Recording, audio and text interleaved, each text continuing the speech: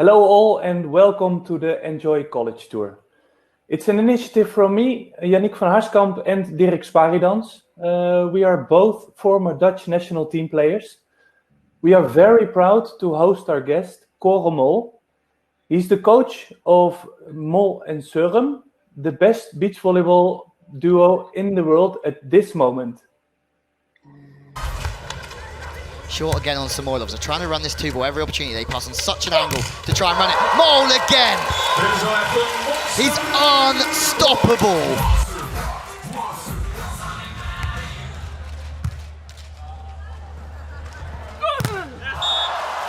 Oh my word, Anders Mol!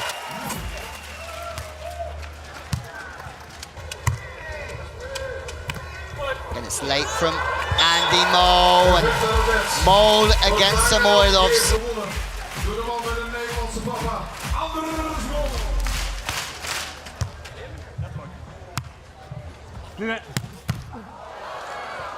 Sørum's going chasing, he's going to play it anyway. Why not? He's probably going to put the ball on the floor as well. He's on that good a form, and he does. This is beach volleyball. Second match point, and they've taken it. Norway are the European Championship winners, gold medalists for the first time since 1997. Yes, also from my side, nice videos. Also from my side, Kåre, a very warm welcome. We are very, very proud to have you in our program. We're talking about involve and evolve. Let me start off with the first question. Did you always want to be a coach? For me, the best thing is to play, and it's actually still the same. I feel alive when I'm playing. The second best is to be a coach. So when time's going on, you have to choose the second best. Okay.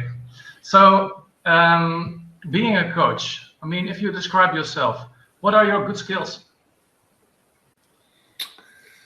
I think endurance and that I never give up things. I have something in my mind and I just follow my inner voice in this. I'm pretty stubborn. That's both good and bad. But I'm good in learning and also in being curious about things and not only follow the books and maybe other philosophies. I try to create my own things and my own style. Okay, so going to that philosophy, the philosophy and road of creating players from kids to world-class athletes. I mean, what is that philosophy? What is that philosophy about? Yeah, it's in the webinar here now. I'm going through the steps in different stages of Anders' career and how I've worked with them. So I will bring you through some of my philosophies. It's hard to explain in a sentence, but I will bring you through a lot of ideas in my philosophy. Okay, so just starting off with the basic principles, like the first thing pops in your mind. What do you consider your basic principles during practice? My basic principles is that I have to challenge players. I'm not a waitress that gives them easy situations. I have to challenge my players, but I have also really to involve the players in their career and also training methods. And my biggest both inspiration and how I learn is from athletes. So that's short the basic in my philosophy. Okay. So going through a little bit of the webinar, we will see some headlines. Play to learn. The first stage is about in volleyball. You will talk a little bit about like coaching for development in the World Tour in Stavanger, where the dreams are made. evolve players with the game, involve players, need to have the drive, and why we win. I mean, in the end, we are very curious about also that last one. Going on to the next slide, I mean, it's impressive. The amount of tournaments that all the boys won is really impressive. You can see everything here. How did you build this professional performing environment in Norway with these two guys? Yeah, that's there are a lot of puzzle pieces that fits together. I've been working as a coach in 3 Olympics before, so I kind of have the know-how. But if you are a coach, if you don't have the athletes, it doesn't matter how much know-how you have. So the other piece is to build a program that athletes like and want to put all their time into, even without no paying, because you have to make a drive within the group that they can achieve something. And of course we are fortunate to have some athletes, and we started to work with them, and I really saw something special in the athlete group we have. We are also thinking like a team, because it's not only about 2 players in our team. We have more players, so that we are in a team and that they can push each other and also help each other, and also like the indoor team feeling, because that we don't feel that in earlier stages. When I was coaching in the first Olympics, it was 2 players and a coach, and the team feeling we didn't have. So it's getting boring if you only think 1 player, now 2 players and 1 coach. So there are a lot of elements in this, and I can say we have done a lot of mistakes before also in building teams. So when you're making mistakes you learn, and I've made so many in building teams before that I can call myself experienced in this. All right. I mean, I think a lot of coaches will recognize this. So it all starts with talent, of course, recognizing the talent. But in the end, like you said, you saw that there was a lot of talent, and not only the 2 guys, but also multiple more guys. So how do you, if you see the talent, how do you help them as a coach?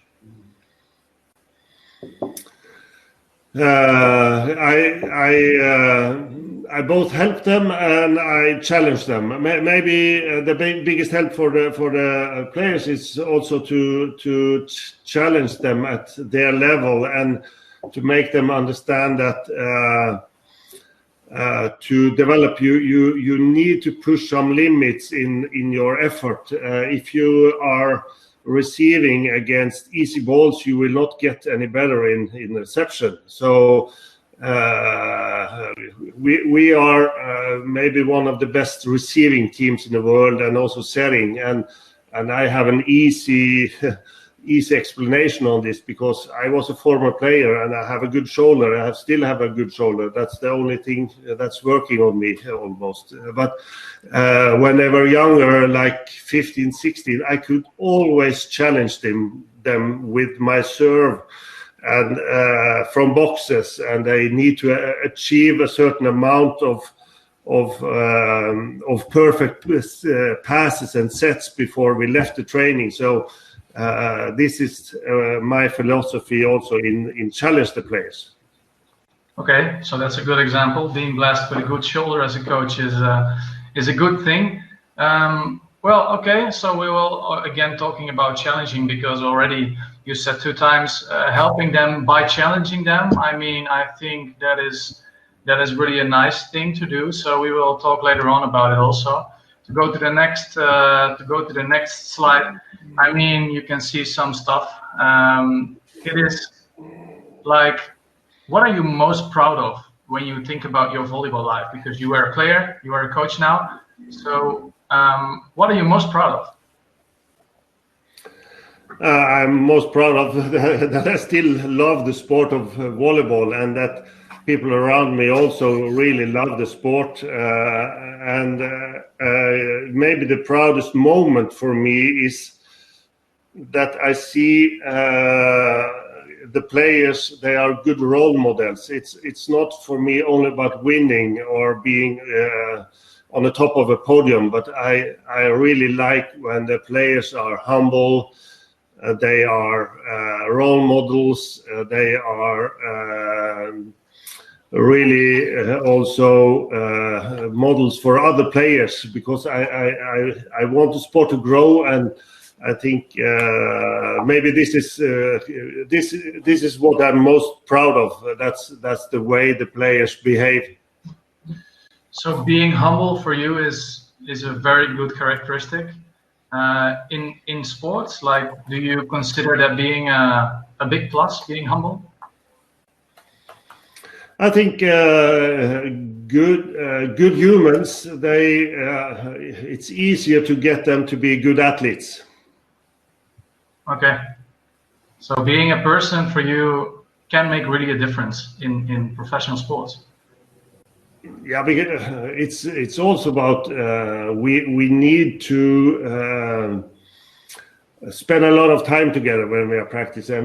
We don't need the assholes in this group, because then it's sucking energy, and so we need to behave together. That's one of the key factors. And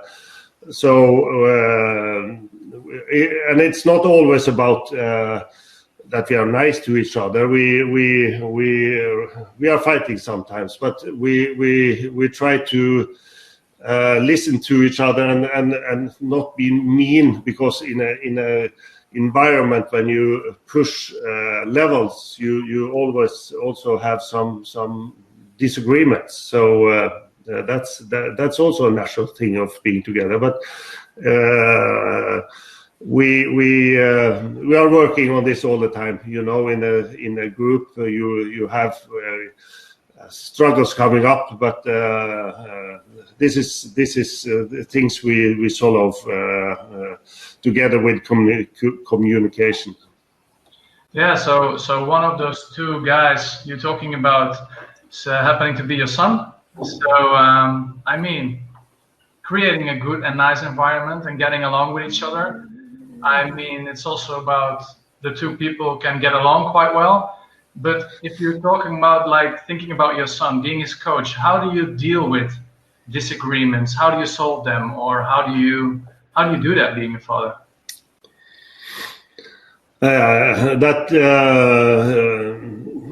I try to treat them as my athletes when we are in practice, and it's maybe harder for me to be a dad, because I'm always their coach. So I have also to find ways to also be a dad with Anders and also my other sons, and not always a coach. But when we are practicing, we discuss things, and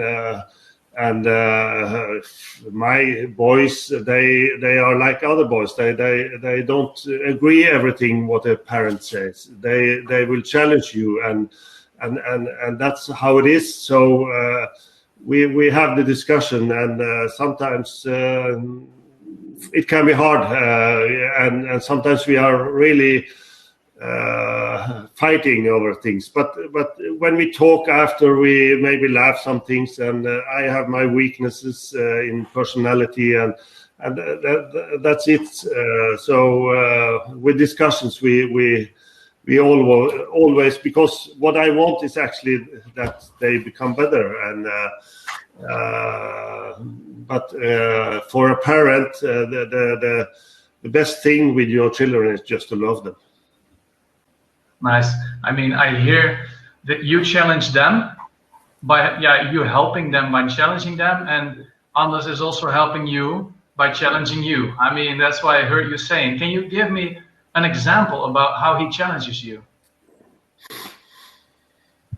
Yeah, he is really good in seeing things how he sees things as an athlete, and I say now I really learn a lot from both Christian and Anders and also my other players because in some parts of the game they are smarter than me. It's about tactics. How do we do this? Because I intend also not to tell them too much about tactics because they are going to play the game, and I try to figure out what they think about how we should play against different attackers, how we should play against different receivers. So I ask them a lot, and when I ask them, I also get a lot of interesting views from their side. It's if you are only speaking as a coach, you just speak what you think. You will never get the answer from your coaches, and I think you need to. As a coach, you need to know what your players know to coach them, if you understand this. Yes, for sure I do. Asking more and telling less. I mean, it's maybe a difficult question, but I'm just curious. What is the best question, like the most interesting question you asked them? Like the answer you got that you're like, yeah. I mean, what is the best question you asked?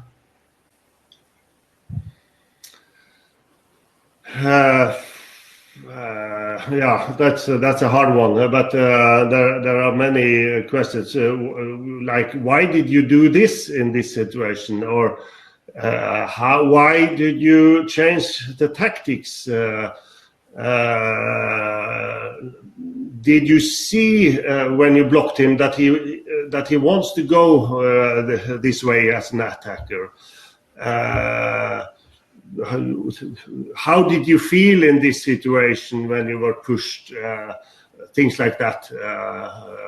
It's maybe some good questions. I can't come on something right now, but good questions are also how do you want to play this guy? How can you see his weaknesses? What is he doing after a mistake? Things like that. Well, yeah. How can you see somebody else's weaknesses? I mean, that's a tough process. Being a volleyball player, so many factors going on, so many different situations all the time. I mean, as a coach, you have to cut it down to the simple question: how can you recognize someone being weak, or how can you recognize someone being on fire, even it's your teammate or maybe the other one? I mean, in the end, I think it's a good question. I mean, to finish up this slide. When was the moment that you as a coach or as a dad really felt that they had the connection with the top, like with the international top? What was the moment?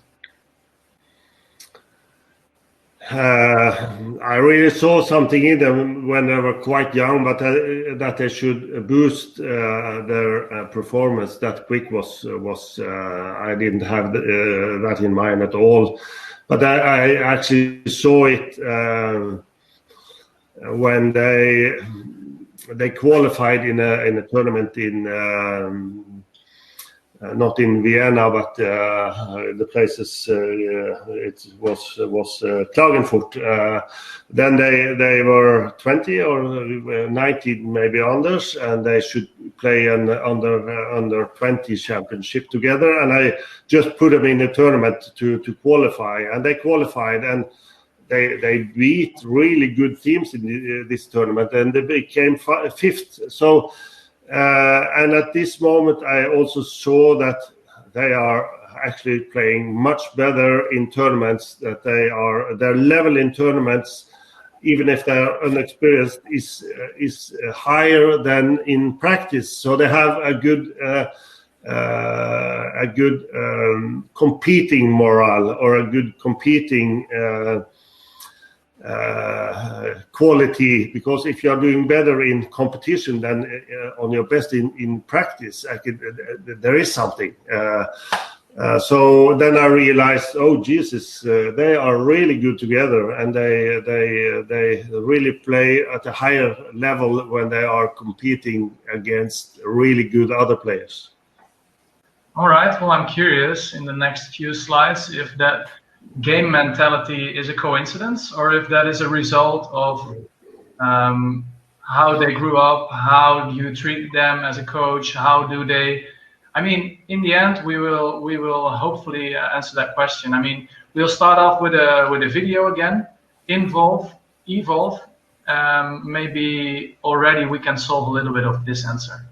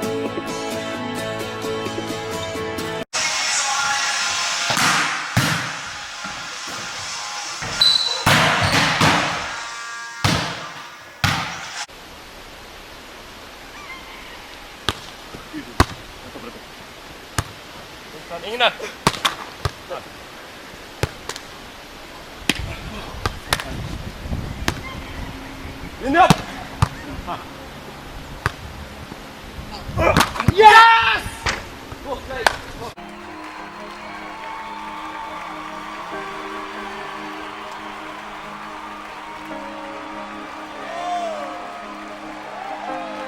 And there it is!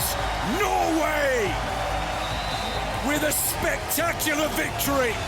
Quite amazing! Yes, Kåre, you are already coaching a long time, these guys. Can you tell us a little bit about play to learn, like the first stages?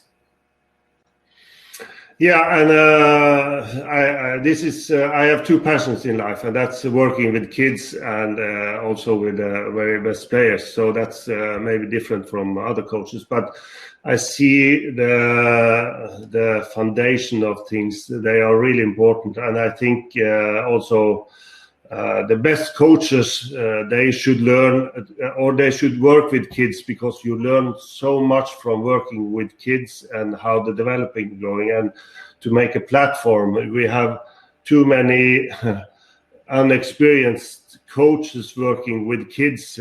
That's where you actually learn behavior and you learn how to practice. So I'm so I think it's so fun to also work with kids, because you can see the spontaneous pleasure with kids in their eyes.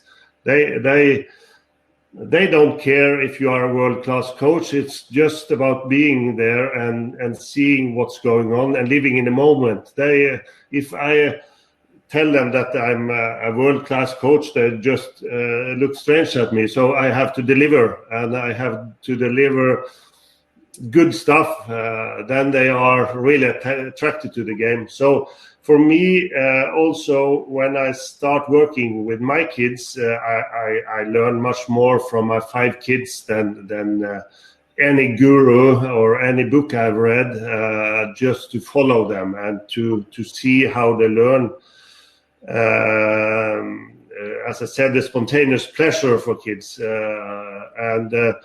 and also about the motor learning. How do the kids develop? And I have one example in this, and probably the biggest step in motor learning for a human being is when a kid starts walking. That's a transformation, but then we also understand that we can't tell them how to walk. They experience, and our nervous system is actually really smart to learn things, and that's also the basic in how we learn later. We don't have to be told anything. It's just to put them in the right learning situations. When they are kids, they are just met with encouragement from the parents, and that's the way they learn. So we have to understand this also when we are working with kids.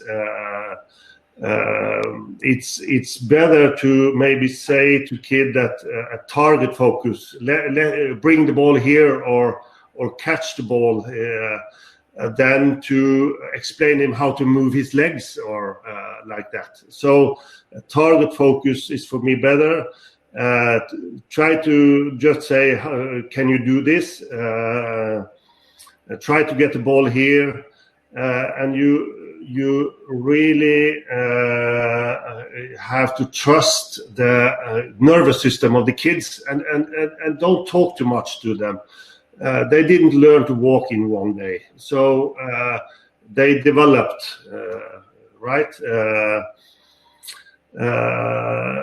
If kids are losing focus, either you do it too difficult for them, or you do it too easy. Then they are losing focus. So you have to adjust things, and really maybe not blame the kids in losing focus. If they are good and they are losing focus, try to give them a new challenge. Then they will stay focused. For me, it's also when I'm working with kids, I start to be playful myself, and that's a good thing to feel. So you also have to be playful in these situations. It's hard to control everything if you have 5-6-year-old kids. To control everything, that they should do exactly what you are telling them. Let them also be playful, and that's another thing in than being mean to each other or doing things that doesn't fit the practice. But you don't have to control everything with the kids. It's also about my kids. They were also a bit on and off. It's not always that they are really into wanted to go to practice. Okay, then they can stay home. Other times they wanted to practice 10 hours, and in our small home place we had the keys to the gym, so we could go to the gym whenever we wanted, and sometimes they could play 10 hours, and really 10 hours. It's not actually a joke. Others days they were tired, so kids are on and off, so let them be a bit on and off. And for me also, it was important not just to practice my son, but also other kids, because you need to create an environment, and you need. It takes a village to raise a child, if you understand, and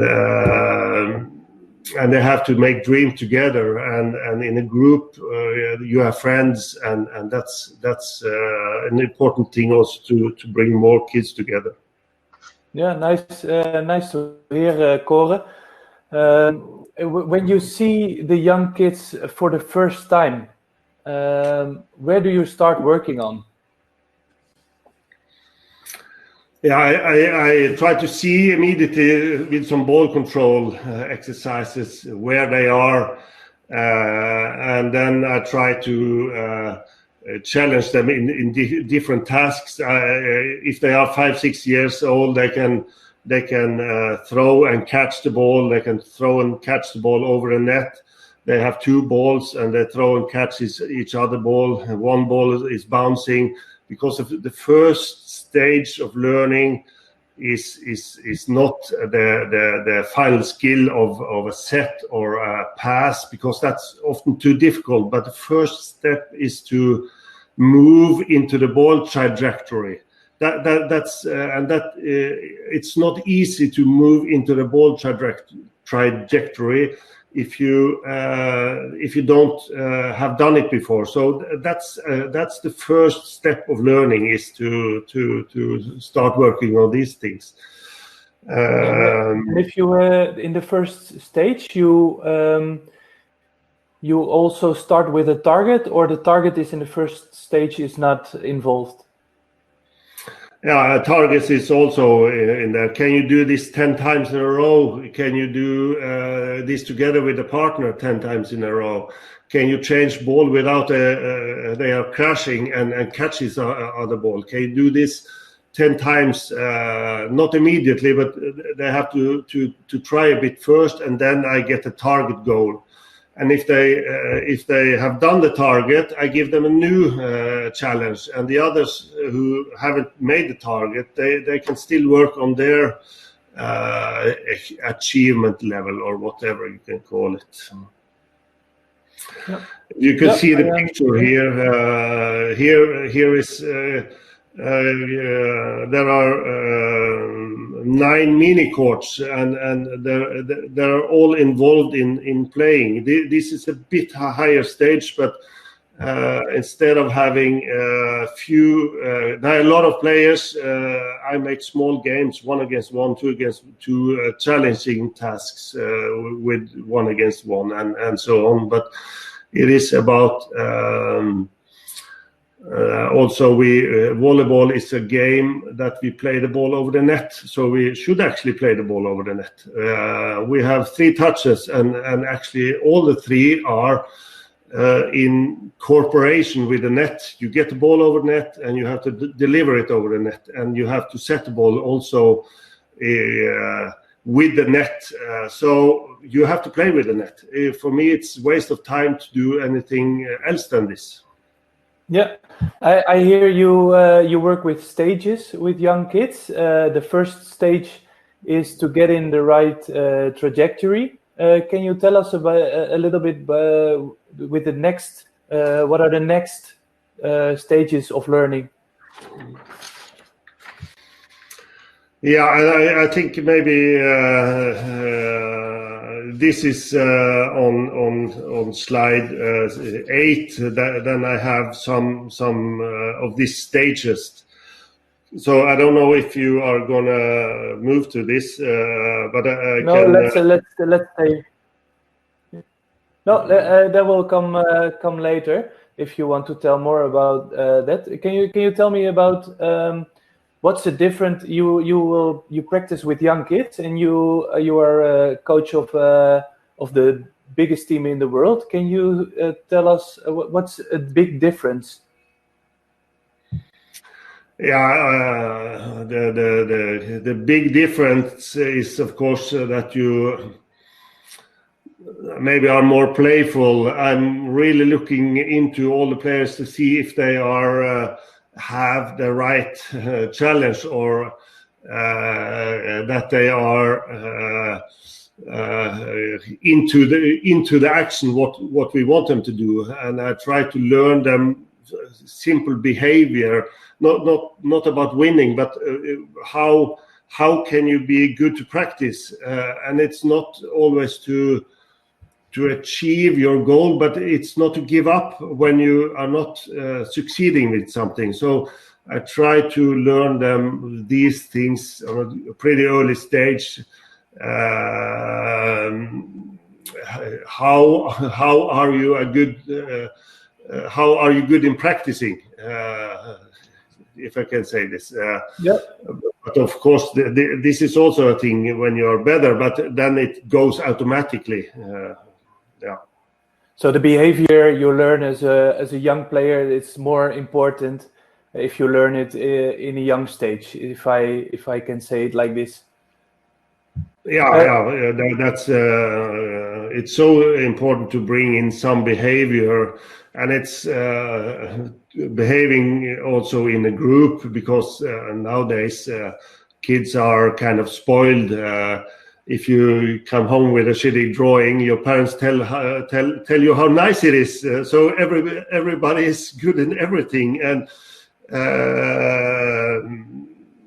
so in a team sport, not everybody can shine, and you have to help each other, and it's not always about me in a team sport or in a group. It's about us. It's about us having fun together. It's about doing your best. It's about also see others that do their best, and give them some positive energy in this. It's not all about me, and the world is full of me things. Yeah. Okay, I understand. Let's go to the next slide. The most important skill. Can you tell us something about this? Yeah, I try to tell people working with kids that the most important skill is not actually serving or passing or hitting. It's, and then it looks strange at me. It's about it's strange to say, but ball control is actually about being good without a ball. You have a touch in a blink of an eye. So what you do before you touch the ball is the most important. And so what do you do before you touch a ball? Yeah, you have to see. You have to move in the trajectory of the ball. This is a difficult word, this trajectory. But you have to move in the trajectory of the ball, and then you have the touch in a blink of an eye. So the ball handling is actually what you see and how you move, and it's not only the coach telling you to move your legs. It's and to be good, you have to be exposed for this situation in the right portions, so that you can learn to see where the ball is going, what your partner or opponent is doing to put speed on the ball, or and this is for me the most important thing to work on, to understand the trajectory of the ball, and then things is coming easy from there. Yes. Can you tell, as a coach, when you are walking into in the practice with young kids, what are the key aspects? You say something about the trajectory, but what are more key aspects you are looking for in a player? Yeah,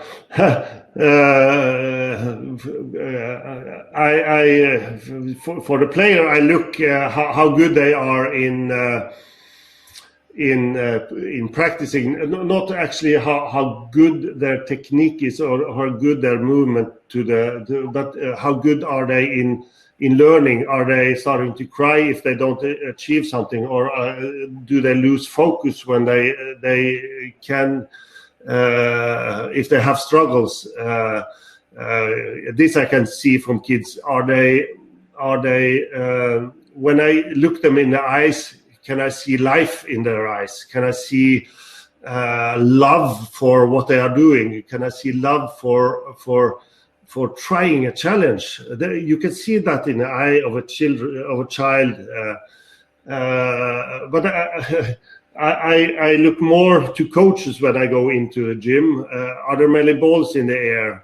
Is there a lot of talking? I don't like that. Is there a short explanation and a lot of movement and challenges? Are the kids smiling? Are they trying to do their best? Are they sweating? For me, that's good signs for a good training group. Yeah, I understand. Nice if you're looking for those aspects too.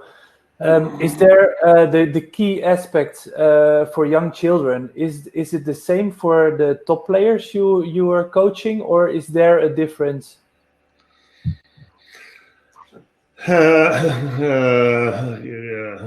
More experienced players, I also can see this or try to see this in the eye of more experienced players. We always need to see the playful love for the game in the eyes. If they are like in a funeral, when you see their eyes, it's not. It doesn't. I don't think they will train good or perform very good or play a tournament very good. So when I talk to my players, I ask them to remove their glasses so I can see the soul in their eyes. Then I can feel a bit. Where are they? Do you having fun? Are you on or are you off? Yeah. Yeah, so that's also the person behind it, and it's nice link to the next slide. Can you tell us about something about that, the development and understand of the child and the athlete? Yeah. Also, you have to understand the child or the athlete's stages where they are and developing stages. You cannot walk into a practice if you have beginners like they are, if they are 10 or 13, and make too complicated things. So you have to quickly understand, where are these kids? How shall I train them? And if you start with them early, if you start with them as 5 to 7 years, you cannot expect them to pass the ball very well from a serve or something. So you have to understand that from this stage they can do some movements, but then they can catch the ball. They cannot maybe play it. If they are going to play the ball, the easiest thing is actually to hold the ball in your own hands and throw them to yourself and then make a set. That's much easier than somebody else throwing the ball to you or a partner, because they don't know how easy they should make it. But if the kids have control over the ball and they throw it to themselves and then make a touch, that's much easier in the start. And then maybe when they are 7, 9, if they have this approach, then you can make some movement and also some touches and be successful with this.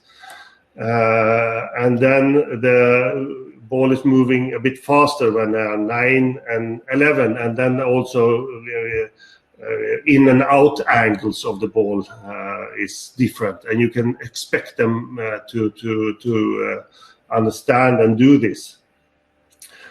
11, 13, more complex situation with more players and more accurate target focus.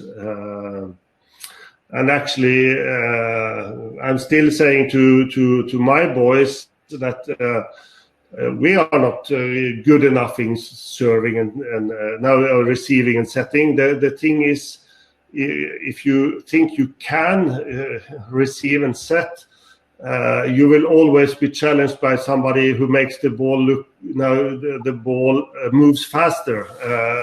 You will always meet a tougher serve, so you are never good enough in these stages.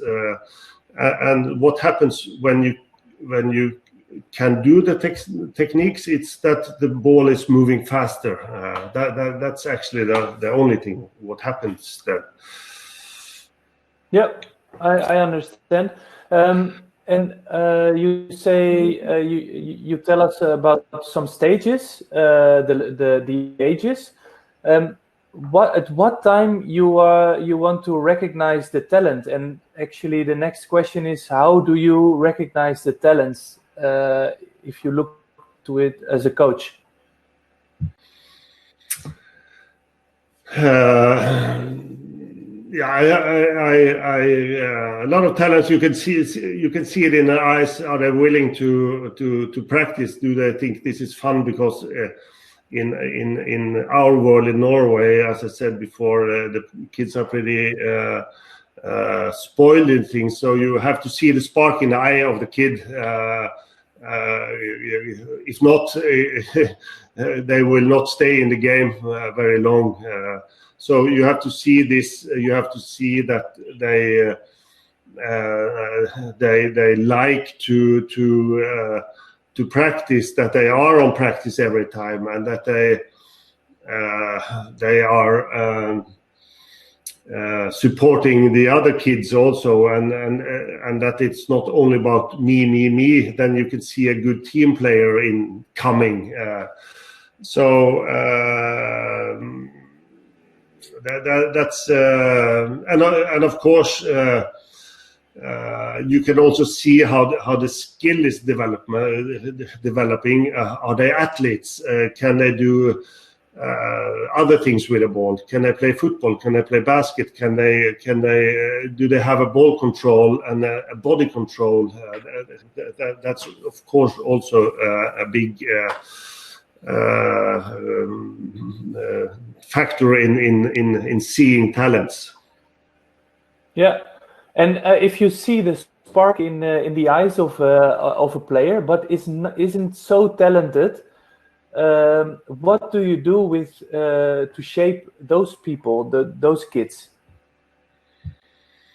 Have them in practice together with the others that are technically good, and they will for sure learn. If they have this, they will for sure learn.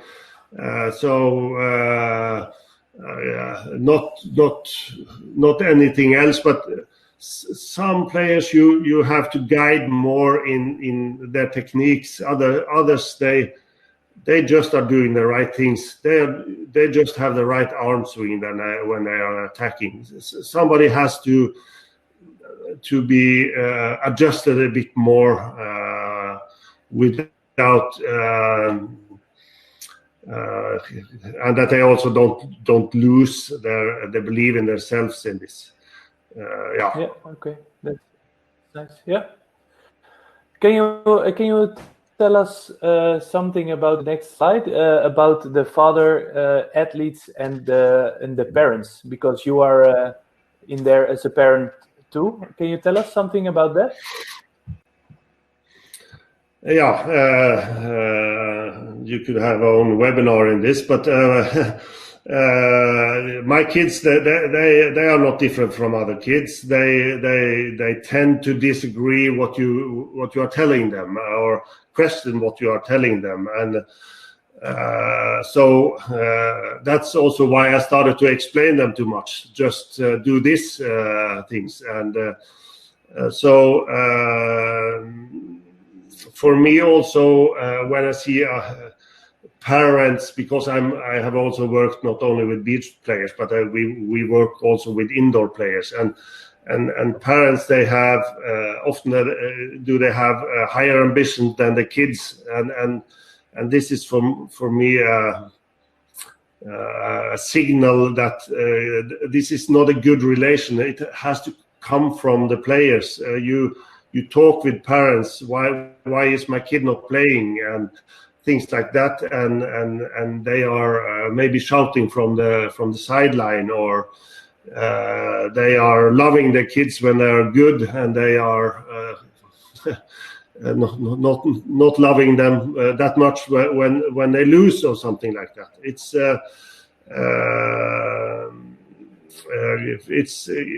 It should be enough for a parent to say it's really good to see you play, or if they don't play, it's so good to see you in the team. What a good team you have. Things like that. Because if the parents then are talking about why are you not playing, and you are better than this guy, or then you have a conflict situation in the team. So parents should be really aware of how to talk to their children to to build a good environment within the group. And parents, they don't have to push their ambitions to their child. They have to support them in their choices and see if they are struggling, and to help them, and not blaming them for or the coach for that they are not playing or things like that. So the best, if I understand you, the best thing as a parent to do with your child is to be supportive. And the difficult thing for you is that you are not only a father, but you are also the coach. But what is the really the positive side of coaching him? The most positive side is to still see him that much. Otherwise, your kids are out of the home and you don't see them anymore. So for me, it's I see people I really love, but I love Christian as my son, and also the other players in the group. And to be around them is for me really great. But for a father, then because as a father you want to protect your son, you don't want to challenge him too much. So and I try to be and this is a hard line, because I think maybe Anders has it tougher in our training group than Christian, because I maybe treat Anders tougher than Christian, because I don't want it to be opposite. So I'm maybe softer to Christian than I'm to Anders, and that's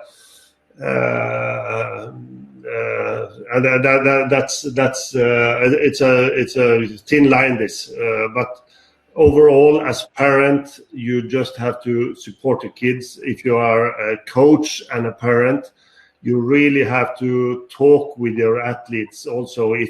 Do they feel that I'm prioritizing my kid, because they have to answer this, and we have to talk about this, and we do, so that there are no open questions, or so we actually try to put most of these things on the table and then discuss this. Is this also they have? I can imagine Anders and Christian have also arguments together. What do you do as a parent or as a coach? You told me that if you are on the court, you are as a coach. So what do you do as a coach if they have an argument? I listen to them, and I make some questions, and mostly we will, or all the time, we will find a way. If the argument goes on, we try to finish it there, and we practice until the end of the practice, and then we take it up after, how this and this. But we don't have the big arguments when we are practicing. Actually, we can have some fights that I get pissed in some situations that they, but it's then both Christian and Anders, they are blaming me to be too pushy or something. So then they are on the same side. It's more like that. Yeah, okay, I can imagine. And last question about this one. How do you do it at home? Because on the court you say I'm a coach. At home you are a father. But beach volleyball is a big part of your life. Can you switch to be a father, or is it difficult to split this in the home situation? That's the tough part, because they look at you as a 24/7 coach, that you also are a coach when you wake up in the morning or when you are making dinner or things like that, and that you always are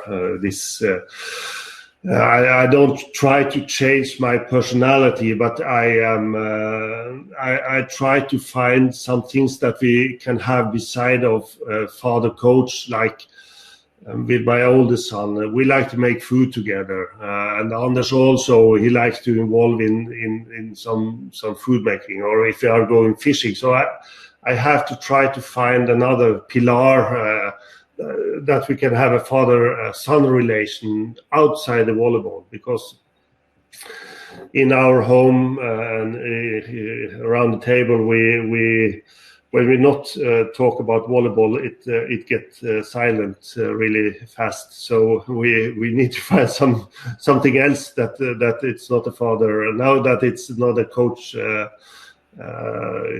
relation, but a father-son relation. We should do it more often than we do.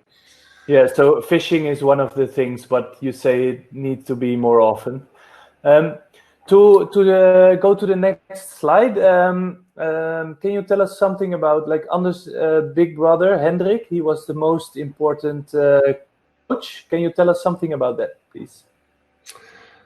Yeah, that's what I say also to Hendrik, because as a younger brother from an older brother that also plays volleyball, and when they grew up, Anders always lost, and he was always sad, and he was also always disappointed when they couldn't win, but he really tried his best always.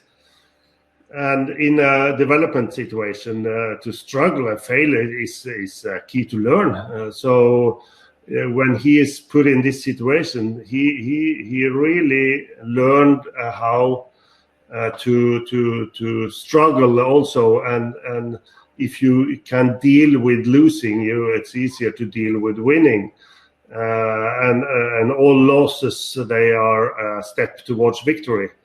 And everybody has to learn also to lose. And if you have talents that are the best in the group, you really have to find ways that they can struggle. They have to meet a higher level. They have to meet tougher conditions. So for Anders, Hendrik was the guy or the person that always gave Anders the struggle. If you are early in puberty, as in your developing, you are maybe the best in your team and you can hit the ball wherever you want. Nobody reaches the ball. Then you have to find a new struggle for these kids. Anders was late in his puberty, and that for him was that a really big advantage, because he learned how to overcome the opponent's block with skills. And then when he grew and he gained some weight, and then he had the skill. So you have to be aware of this in a group, that you challenge the best ones. And so for Hendrik, it was difficult to challenge him, but Hendrik challenged Anders to being better every day. Is that really? And also, me and my wife, we have played volleyball, and my wife played also in the Olympics. So we know how to play the game, and we played against our kids when they were 13, 14, and we really had fun with playing, and we never. We always try to win the games with our very best. And I'm not very proud of telling this, but I sometimes also cheated to try to win, because I just hate to lose. So that's something in the family. It runs in the family. I have told them now after 6-7 years that I cheated on some balls, and then Dad, you are fucking crazy. But we try to win. We try to win, and there was a competition, and we sometimes we won and we lose, but we played and we had fun. So, but that was also a development part in this stage to do your best and try to win the game. I didn't want them to win the game, so and I think that they see that immediately as kids, and the best part for them is just to do the best and try to win the game. Yes, and you told us a few times that self-management is an important aspect for athletes. How do you stimulate the self-management with your athletes? I try to also let them be a bit on and off. If they have a lot of schoolwork and a lot of stress, they stay home for practice one day. It's not that because we actually had one kind of a rule in our home that's, I will go with you on practice, boys, but you have to ask me. You have to set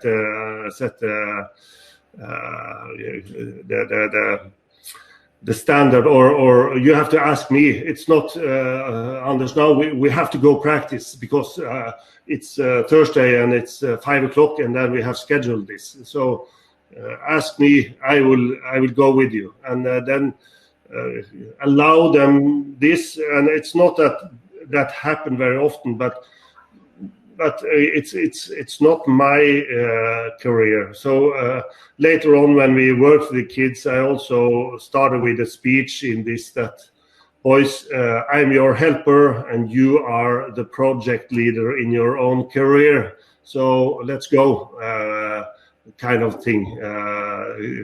We and I don't know everything in your career, but you are the leader in your own career. And you have to feel how things are working. We have to discuss. I am a helper, and your teammates are helpers in this. Yeah, is this you started with this in really a young age, or you started this in a little bit later stage? No,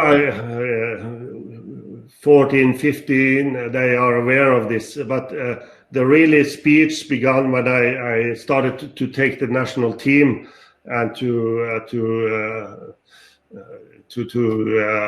explain my philosophy in involving players in their own career. So 14, 15 years old is a good moment to start with self-management. Yeah, but you can start with self-management in things when they are 5, 6. Self-management is also to be learn how to practice, learn how to behave in practice. That's also self-management, and a learning towards what's coming later. But then they don't understand to be a manager in your own career. So that starts later, these words. But it's always an education in developing players. Okay. Yeah. Last question about this slide.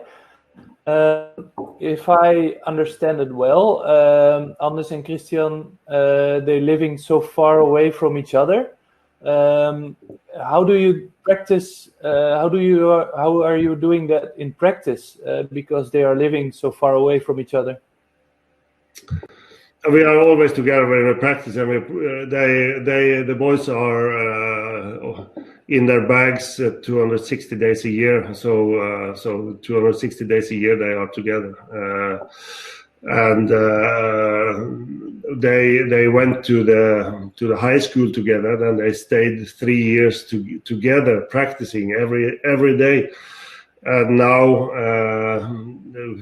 when they are home, they have maybe a week off or something, and then we go back to practice. In tournament season, they don't have any. Maybe one day off in between some tournaments, but they stay together, and then we go on training camp. So they are together all the time, actually. Kåre, we will end this first part of the webinar. I really want to thank you for this part, and we will see you in the next part where you will continue with this interesting webinar. Thank you, Kåre. Hello and welcome to the second part of the webinar with Kåre Mol. We are going to talk about environment, the dream, and involve the players in this second part. Kåre, in between these two webinars, you are European champion for the third time. How do you feel? I feel great. It was so great to compete again after a while, and we are so proud of bringing home the third European championship in a row. Thank you for this. Yeah, I can imagine this great feeling. We're going to talk about creating the environment, because you are creating, in the last years, you were creating a great environment. Can you talk about this, how you created this? It's for me. It's important to have more players than just 2 players or 3 or 4. So to create an environment, and it's like it takes a village to raise a child, and you need partners. You need other players in an environment to create some good players. And in practice, you have to create another environment. And we always try to do warm-up games with the ball, because we try to find people that loves the ball game and not running around the court, because that's a waste of time, in my opinion. We try to do things with the ball that you also have some stimuli in what you are doing as a volleyball player. It can be ball control, it can be some funny games, relays or whatever, but also element of competition and this. So that's one part of creating an environment. It's also for me really important that there are enough balls, that there is not enough space on the net, so that kids can play the ball over the net. And that's also why I have created this long net program that gives a lot of net space for the kids to play the ball over the net. I'm a really fan in younger age to have boys and girls together in practice. It gives a good synergy between boys and girls. The boys are a bit tougher, and the girls have to learn this. The boys learn to be a bit humble with their teammates and this kind of thing. So. And it's really about the technical game, and girls can be as technical good as the boys. So it doesn't matter if there are boys or girls in practice. It just creates a better environment, in my point of view. For coaches, everything doesn't have to be perfect when you are practicing. We don't try to make drills so easy that it is going to be perfect. Then the drills are too simple. It's normal to fail in the drills and not to bother too much about that. So that's also a part of creating environment. And it's also important to have all-around skills. I don't like that they are too early chosen for setters or for attackers or for middle blockers. and I think many coaches are on this path now, but we see still that it's really important to win the next game. So we choose maybe the best athlete for outside hitter position when this guy is not so tall, and we know maybe this could be an international setter or something. And so I think it's important to not think only the next game to win this, but also can this player be a future national team player in another position. So I think everybody should do everybody and try to work a lot of the all-round skills. Okay, great. And a question about for the coaches who are watching. You say I do a lot of practice games in warming up. Can you make this a little bit more practical? Do you use equipments from the gym? You make you gonna count till 4 till somebody's winning? Is that something what you're doing during the warming up? Yeah, it can be. It's game, not game like, but it's coordination. You have to throw a ball to each other over the net, and you have to catch each other ball if it's kids, and then not catch each other ball, but you have to pass it to yourself. And if you do this, you can pass it over the net again, and maybe bump one ball and play the other with a pass or a set. It can be a relay where there are 2 players involved in something. They have to bounce the ball and then make a touch over the net. So it's and this is warming up to what we are doing, because we are then doing some volleyball-like drills that warms you up, and it's fun. So we have to think about the issue or the part of the sport. It has to be fun also, and not everything in practice is fun, but we should think like kids. What is fun to do? I like competition, so let's do warming up also like this. Yes, thanks. Great example, Kåre. I think the coaches can play with this in their team. For the coaches who are watching, and they have ambition. They have a small club somewhere in, for example, Holland or Belgium. How can they start creating an environment like you did, like you started a few years ago?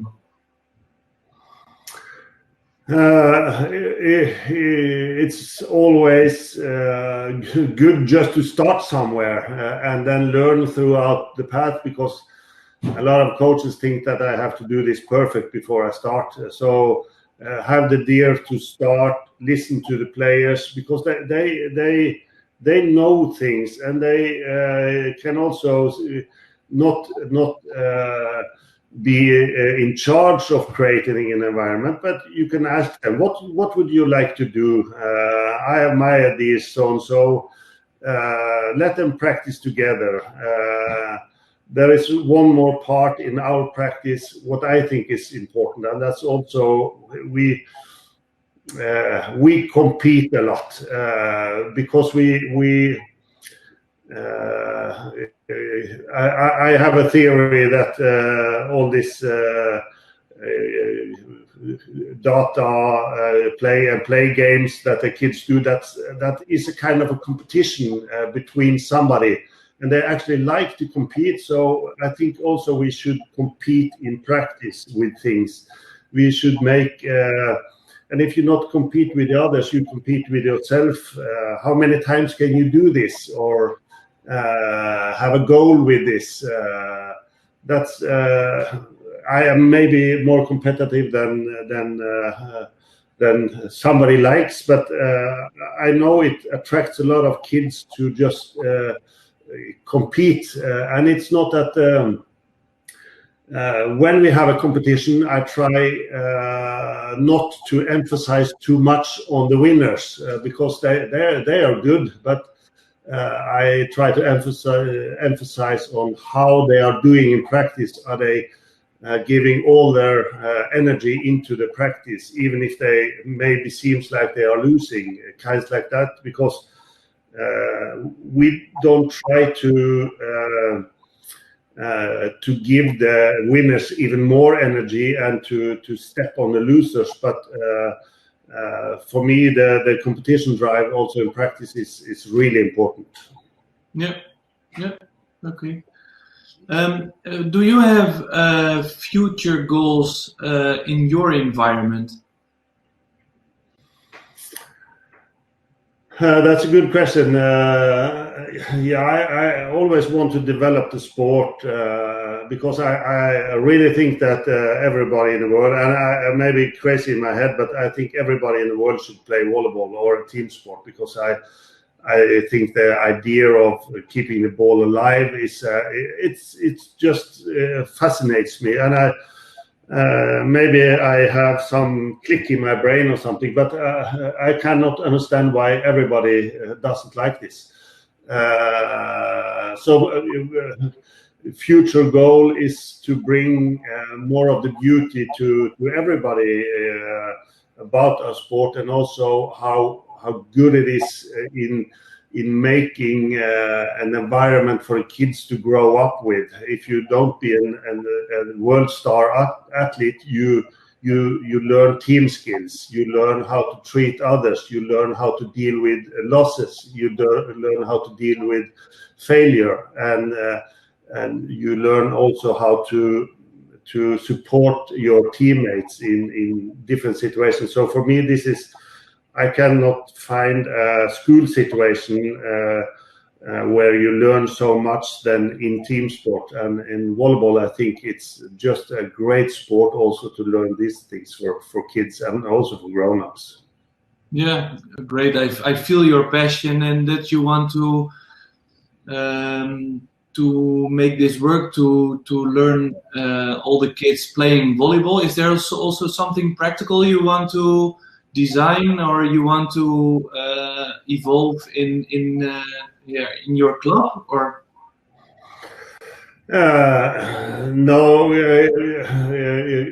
it's for me. It's just really nice to see kids playing with the ball with a smile on the face, and they like the activity. This gives me energy, and it gives me drive to continue with this work. So it is, and if there are more kids, it gives me more energy. So this is a drive when I work with kids, just to see that they have fun and they are playing and they are doing their best in things. That's my goal when I am in practice and also around clinics and things like that. Yeah. Okay. Great. Let's go to the next part, the World Tour in Stavanger, where dreams are made. Can you tell us something about that?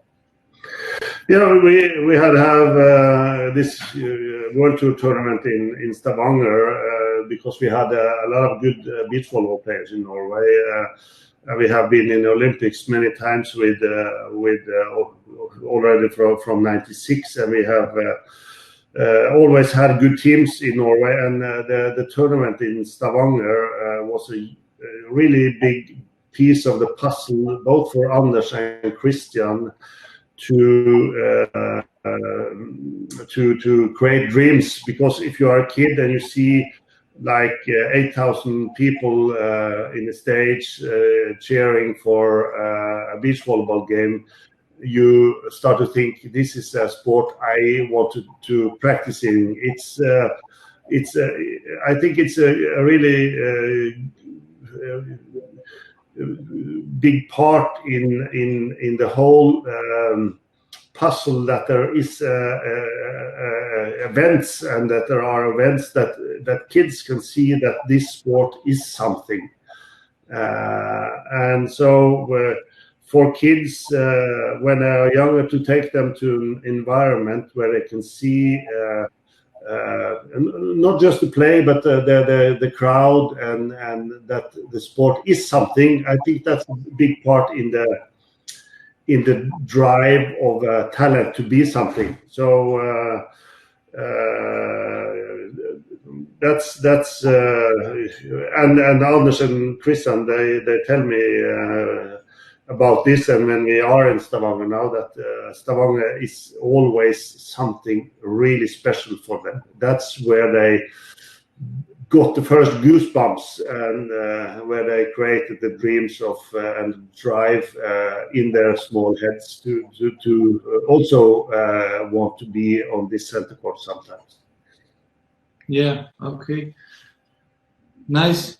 And a little bit like back in the past, they went on the main stage in Stavanger. But when they were young, how did you create this dream together?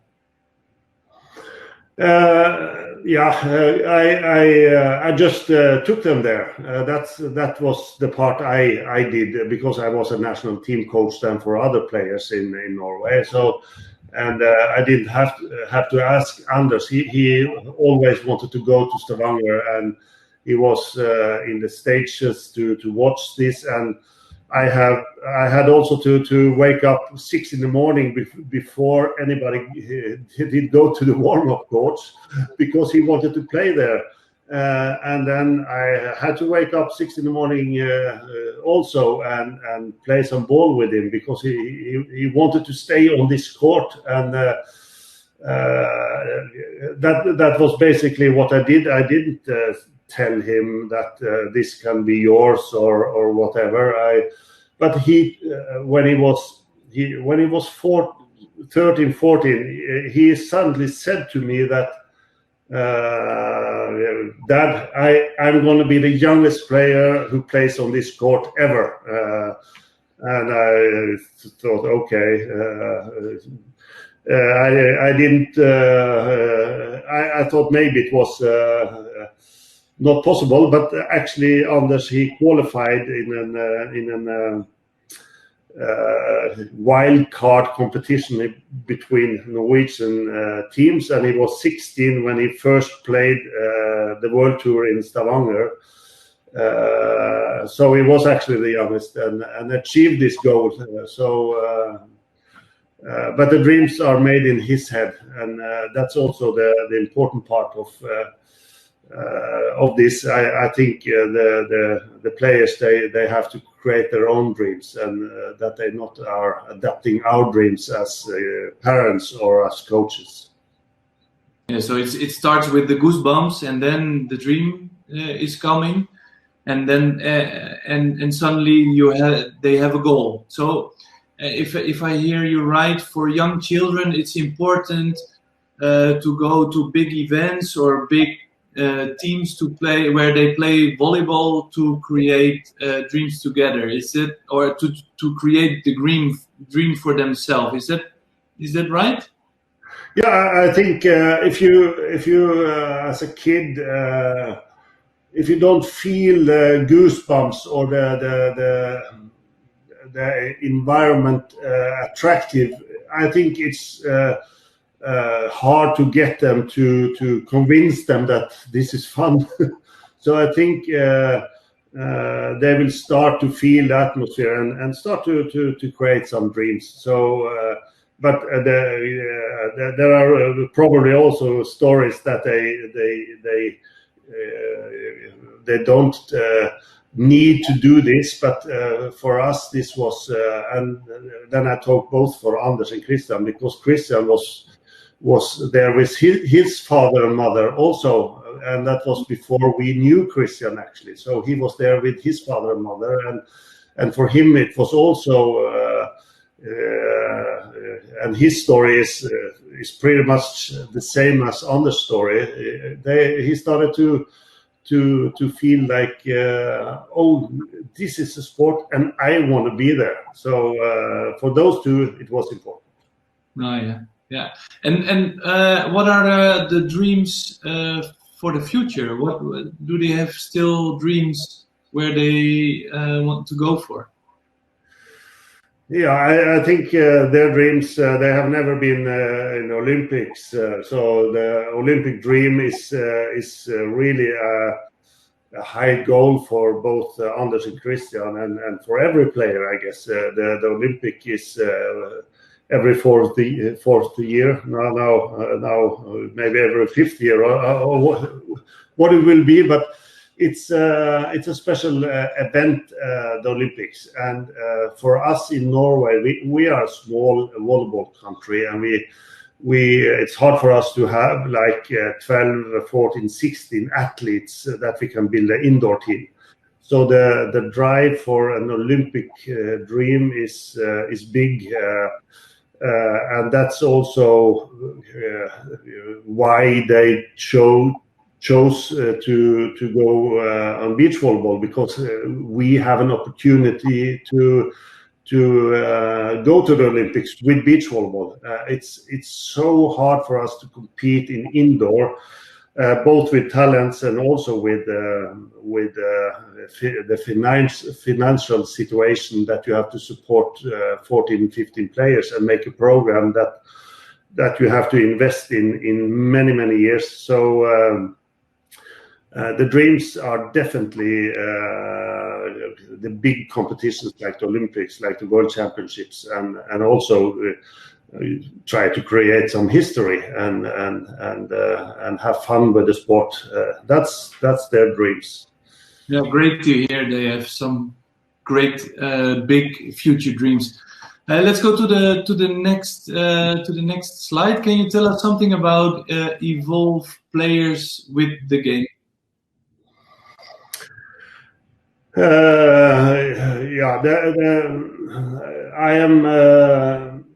I'm not very technical focused in practice, especially not with kids. And I think if you put the kids in the right situation, they will learn how to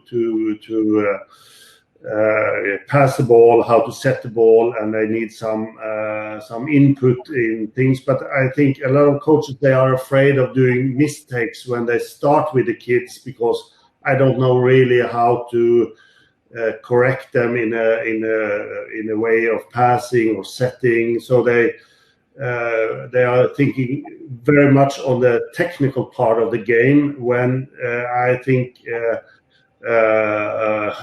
if you put them in the game or together with others that can play, so I'm more of the game teaches the game kind of guy.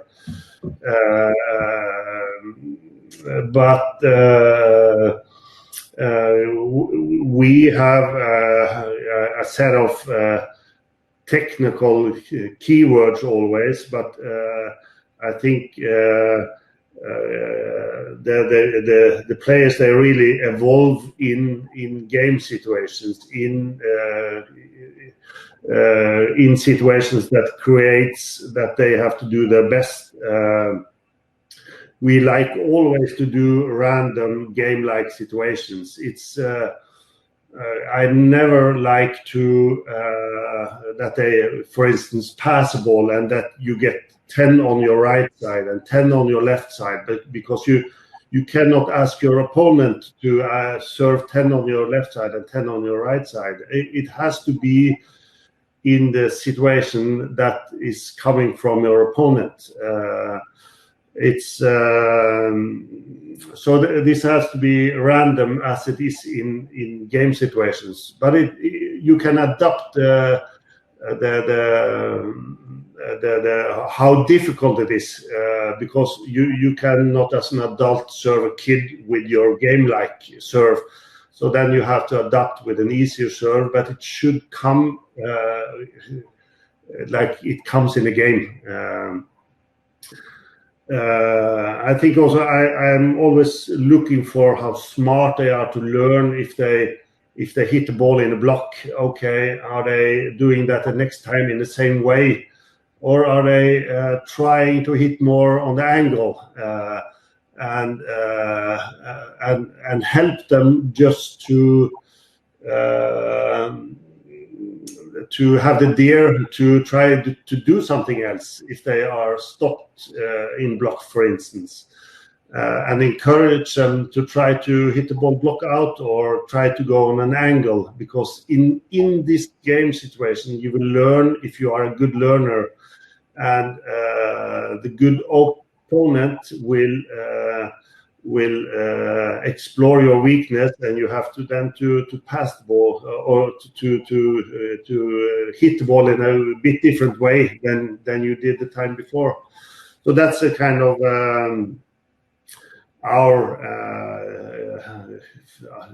that's always our focus, and also to challenge them in drills, and we have this 70-30 philosophy that the 30% has to be so difficult that you can't manage, but the 70% you should manage more or less, and it doesn't mean that you have to throw 7 easy balls and then 3 really difficult balls, but you understand it has to be, the exercise has to be so challenging that you succeed with 70% and you fail with 30%, more or less, in this.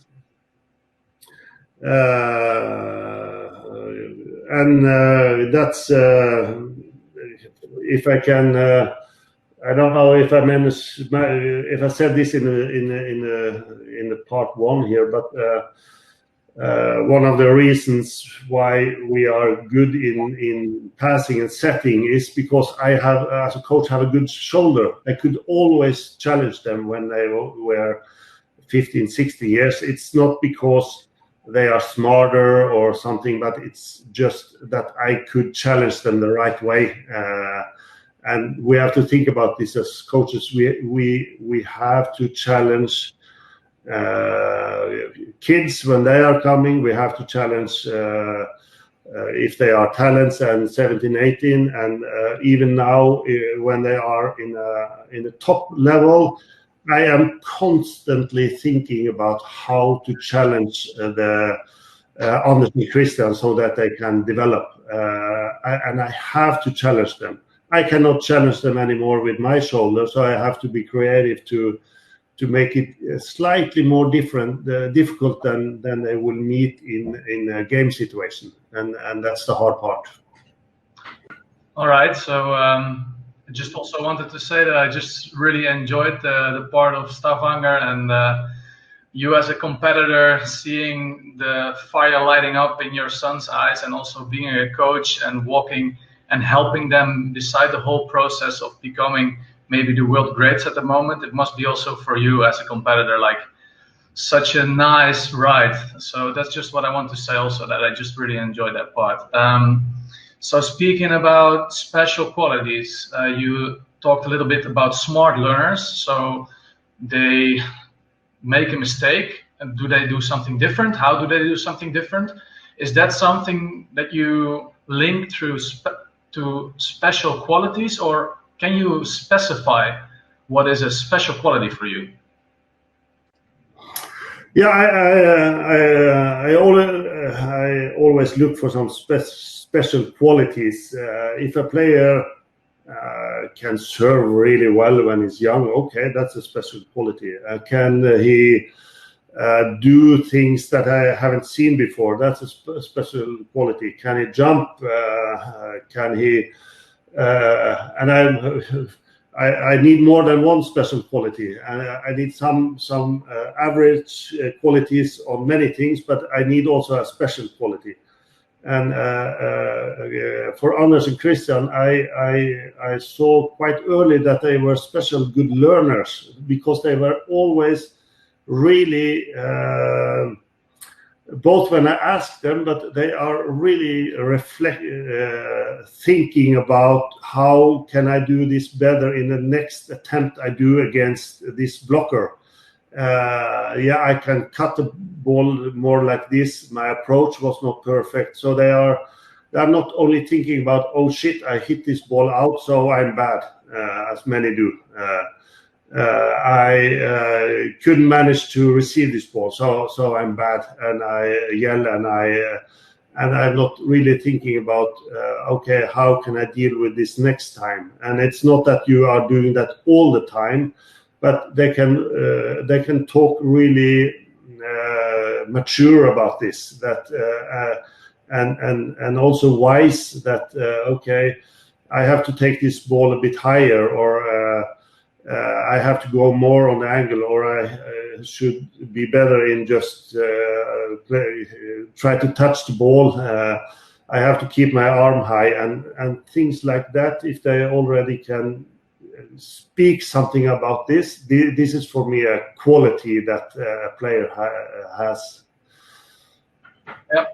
So, okay, there are some special players in the world, and there are for sure also a lot of them who doesn't necessarily have the special qualities we are talking about now. So how can they be valuable for the team? How do you give them a place to grow?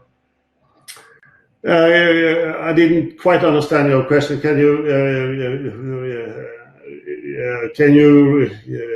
emphasize? Yeah. Well, of course, we can see special qualities. It can be about technique. It can be about changing tactics. But there is also a lot of players who, in the first view, doesn't have these special qualities. But in the end, they can be also part of the team. They can be valuable in some other ways than having special qualities. How can you put those type of players in the team? I think we always have to support the players who are the stars in the team, or the starters. Always, it's so hard to be on the bench or not to be chosen to the first team, and these kind of things. And if you can let them also have a value for the team. Maybe they are good in organizing things. Maybe they have a really good humor, that they are the glue in the team in the social settings. These qualities are also really important. And now, after we celebrate our third European Championship, we sat around the table together with our second team and our staff, and I try to emphasize how important the second team was for our to win our third European Championship, because they are in practice, they are challenging them, they are serving on them, they are there also to be their friends. But also to tell this in a winning situation, that they are an important part of the environment, will feel them, that they are a piece of the victory and a piece of the team. And I think they also will feel that they are a part of the team. And the same with an indoor team. If you have bench players, they are really an important part of the whole environment. And I think you should take care of them more than the winners, because the winners, they will feel good. They will not feel good if they lose some games, and then you have to take care of them. But if you win something, the people who are not on the court, they have to be told that they are an important part of the team. Okay. All right, thanks. Well, going on to the next slide, we are talking a little bit more about involving and finding the drive. What triggered me really about the first part is that you ask the guys to come and train them, that they are their own project managers. I mean, that's a nice philosophy. So how does that work in practice? Do you create a training together, or what is your role in it? What is their role in it? How does that work? No, I create always the practice and what's in it, because that's my profession, how to develop players. But the effort the players have to put in it is that they have to be really aware of that it's their career they are working with, and they are project managers in their own career. They have to make the steps, because now some players, when I start with a group, I always come to them and I say, okay, do you think I'm going to make you good? And then they are looking at me, and of course, if there is coming a good coach, they will expect you to make the players good. So and then I say, okay, do you think I will make you good? And then you can rest a bit. They have to put in the energy, because I'm really clear. I haven't not made any good players in my life, but I have created some environments that they can develop in. But they have to execute it. They have to put in the learning. They have to do their very best in the situation that demands that. So to give them the responsibility to create their own careers is for me is an important thing in the start of the meeting with players. And I say we as coaches and the other players, we are kind of helpers for you. We are helpers in making the environment. Your teammates are helping in pushing your limit or serving at you, and you cannot do this alone, but you are the project leader in your own career. So that's for me a key task in develop a crew, a team or players.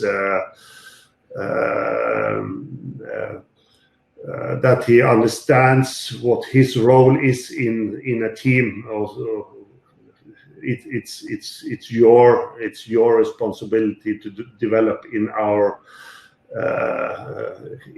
setting that we have created. All right, yeah. So we talked also about role models and them being humble, being a coach, and I mean creating an environment and not only putting yourself being the great successor, and the biggest part of the success is also being humble. So I mean that's nice to hear, and in the end it is a cooperation between coach and team. It's nice to hear that you're making such an environment together and not separate from each other. I mean, talking about evaluating the tournaments, I mean, it's easy if you win the European Championships to evaluate, but how do you do that? How do you find when it's good, when you are happy, when you're satisfied, or how do you evaluate after tournaments together? Yeah. Thank you for the question, because we were discussing that now when we finished this tournament, and when we win, we are kind of evaluating us as it was a crisis, because then we are feeling good, and I don't want us to be lazy that, okay, now everything is good and blah, blah, blah. So we are more into try to evaluate things as a crisis when we are doing good.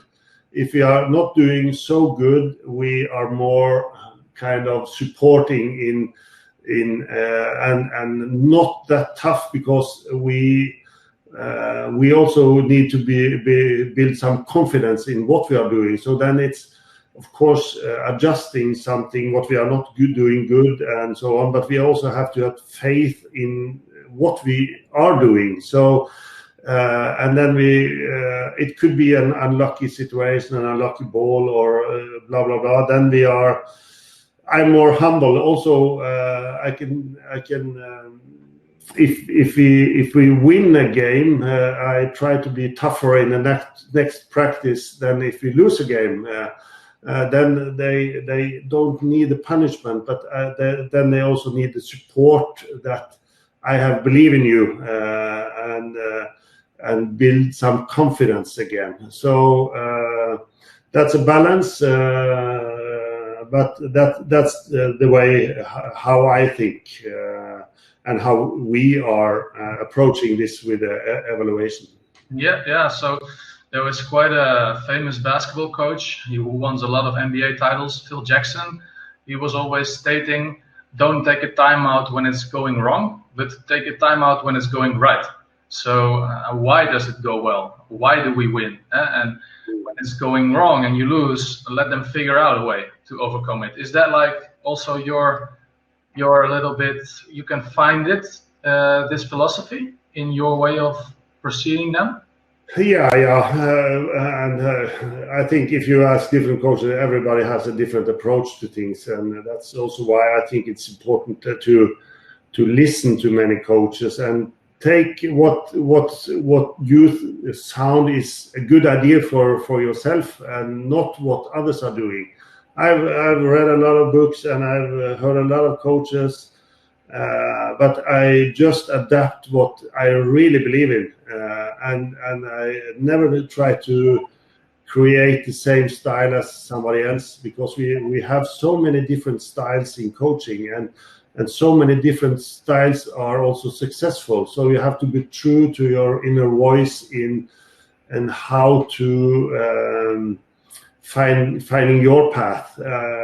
So I listen to coaches, and if I can have a sentence or something, oh Jesus, this is what I believe in, then I use it for all it's worth.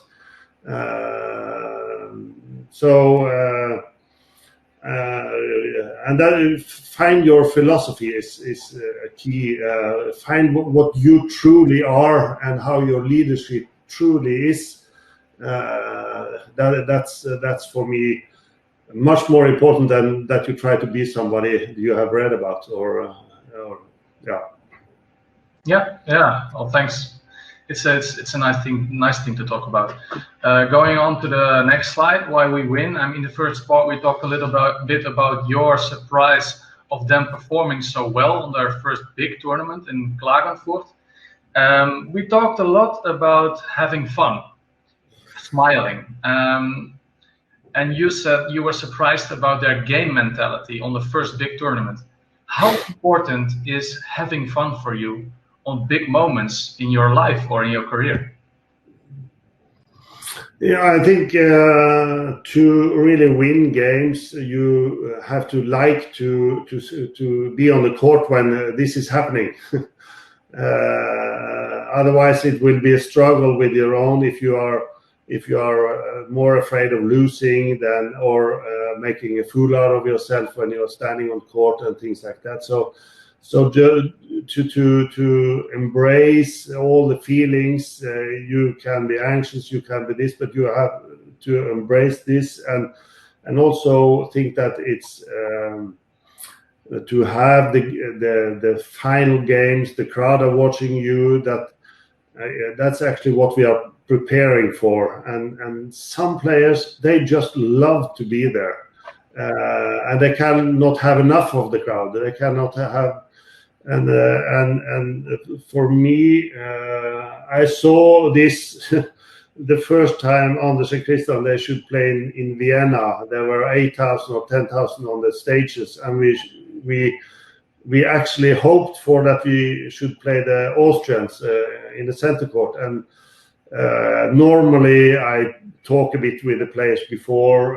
What do you think about the crowd? And they will be against you. And they just looked at me and they said, "Okay, bring it on.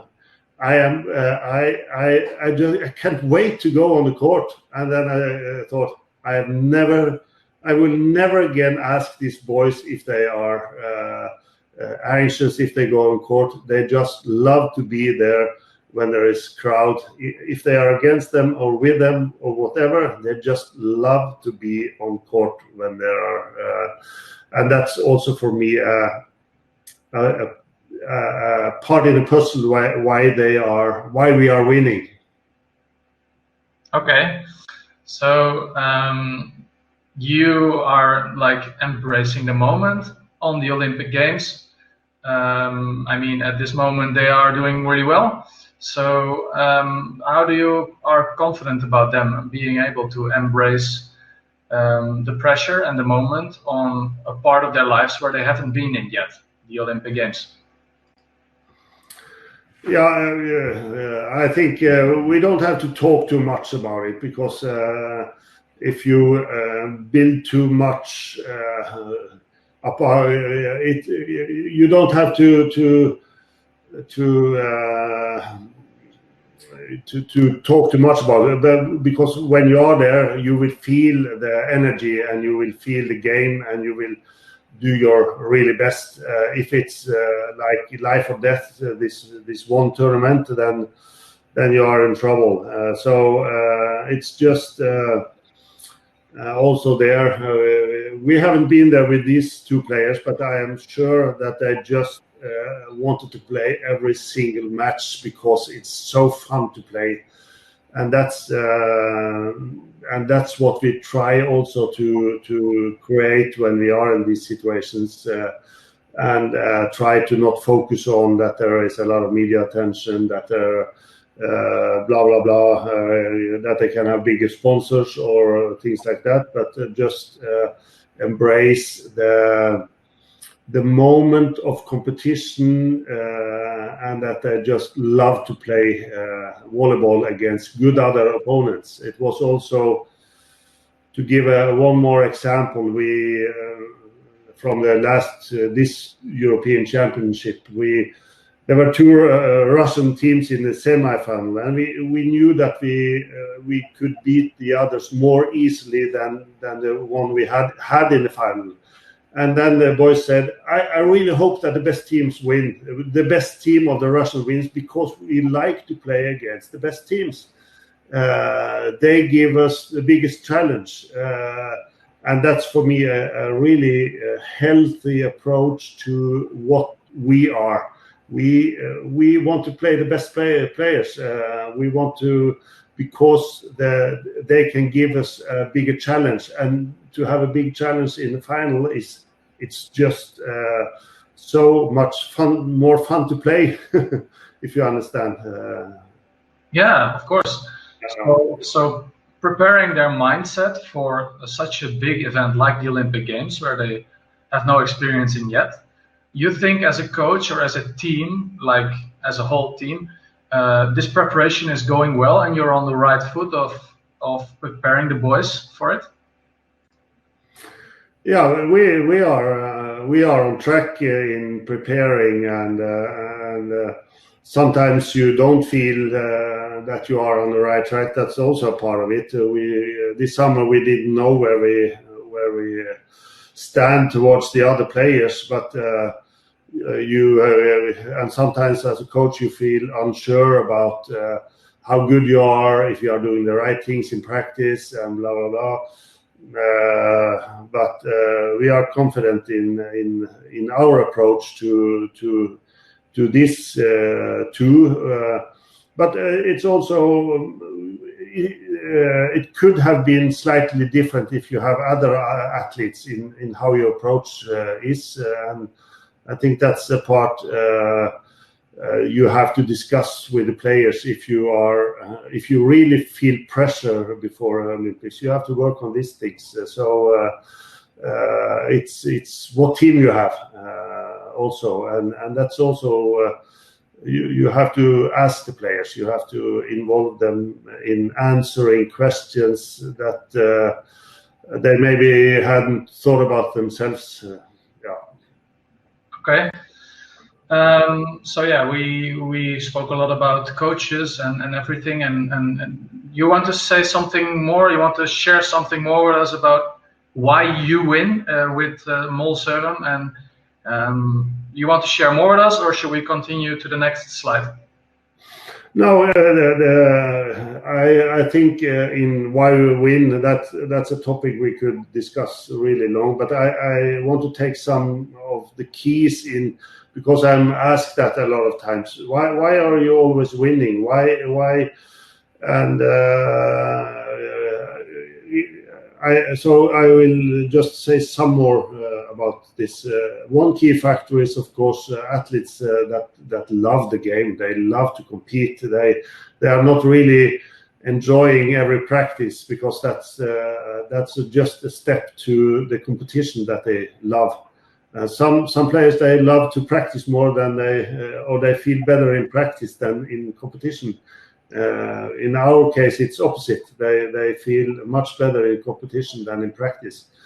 I think our knowledge in how to work with players, because me and my staff, we have been working with volleyball in different steps and in different ages, so we kind of know what things are important in the game to practice, because you have a lot of coaches, they practice, but they emphasize on or maybe hitting when they are bad in receiving, if you understand. So we see the whole picture of the game in a quite good way, I think. I think also we are really, as I said, competition for us is important, but competition in practice for us is also really important. We compete in training almost in everything we do, just to not to create losers, but just to create focus. And we have point systems. When they lose during a week, they have to make dinners for the others, and there is a really fight of winning. Because it's the practice, we prepare to compete. So if you don't compete in practice, you are not prepared to compete when the weekend comes, when you are going to compete. So the competition thing is for us also kind of dopamine, and you need this in practice. But during the season, when there are a lot of competitions, we go down on this focus. Then they just don't have to compete again on practice. But in between, if you have a training camp now in December and we haven't been competing in a while, then it's really important to compete again. We win also because I think we are pretty good in.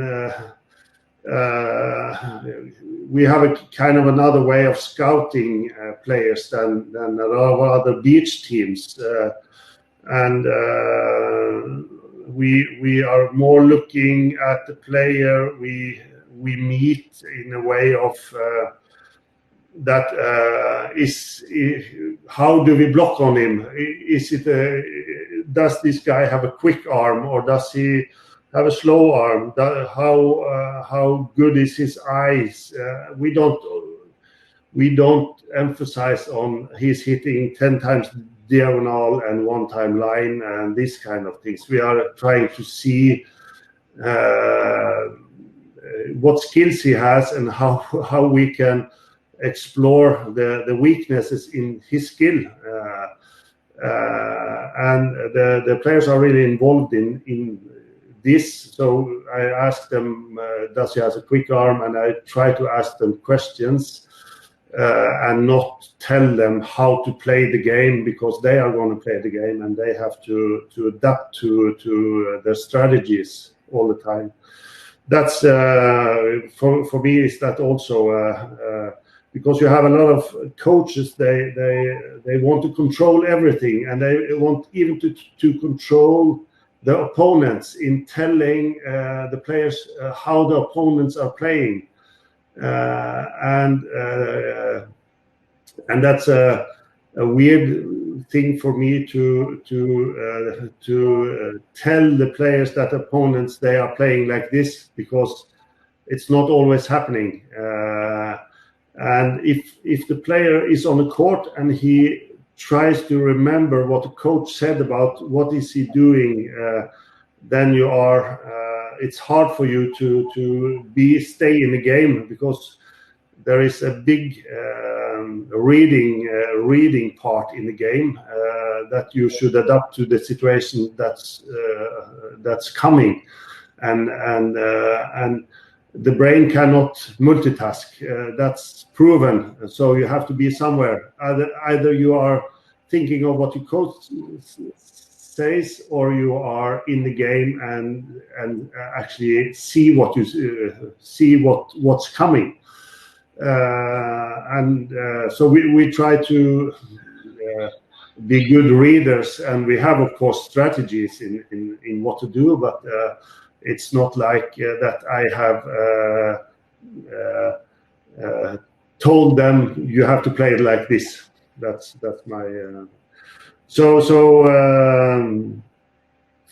I can say, okay, tactics is not the reason why we win. It's human capacity that is the reason why we win. That's how I can say it. All right, nice. Yeah. We slowly go towards the end of this webinar. It's also the last slide, but I'm just curious. I mean, we talked a lot about Anders, we talked a lot about Christian, about their developments, about why they win, about preparation for a game, how to evaluate. But now I'm just curious, how would Anders and Christian describe you? You should probably ask them, but I think they find me a bit demanding, and I think they also will find me that I try to control the situations around them, and that I'm stressed when not everything is in place, if they forget something, and if they are not in the warm-up court at the right time. That stresses me, and I think they see me as a stressed person when not everything is in place, because I want to have things. I think also they see me as a creative coach. I think also they see me as a good leader for the whole group. I think also they see me as a communicator with them. And as I said, they also see me as the one who is challenging them in different ways and in practice. All right, thanks for the honest answer. In our college tour, we always end with one final question, and I would also like to ask you, if you would have to give one advice to the people who are watching, what would it be? That's something you really should be aware of, and I think for me it is to be curious, to try to learn, as a coach. You have to. The biggest part of your job is to try to learn things, to try to learn from your players, to try to learn from others. If you stop learning, or if you stop being curious about things, you are done. You are really done, and then you shouldn't be a coach. So you have to dig into things. You have to learn things. You have to. And your sparring partners in this is also your players. Hold them in questions and in not stopping to be curious. That's for me my last answer on this question. Well, thank you. I was curious about your philosophy, and I'm really honored. We are really honored to have you. At least I learned a lot. So thank you very much for being our guest on the NJOI College Tour. We will come back for sure with more inspiring guests, and we are continuing to being curious. And thank you a lot for watching, Kåre. Thank you again a lot of times, and we hope to see you guys soon. Bye bye. Thank you, guys.